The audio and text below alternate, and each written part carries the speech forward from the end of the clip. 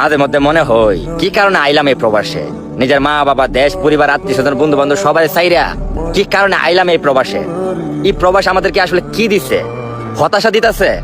আমি সাফল্য বিছরে পাই না, এই প্রবাস আমাদেরকে আসলে হতাশাই দিতেছে। কত শত মায়ের সন্তান আইরে নিজের ক্যারিয়ারের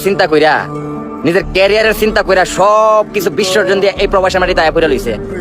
এই প্রবাসের মাটিতে আওয়ার পরে কাজের ঠিক নাই, খাওয়ার ঠিক নাই, নিজের কাগজপত্রের ঠিক নাই, যেখানে ঘুমা ওই ঘুমের বিছানা পর্যন্ত ঠিক নাই। মানে এত একটা স্ট্রাগল করে, এত কষ্ট করে, সবকিছু করার পরেও তারা দিন শেষে ব্যর্থ।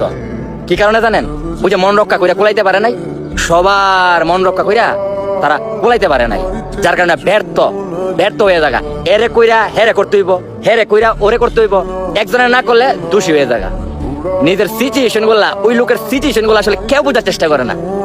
মাঝে মধ্যে এই কারণে মনে হয় যে এই প্রবাসের মাটিতে আয়া আসলে ব্যর্থ, সাফল্য জনের দরা দিতাছে ওই না ওই না।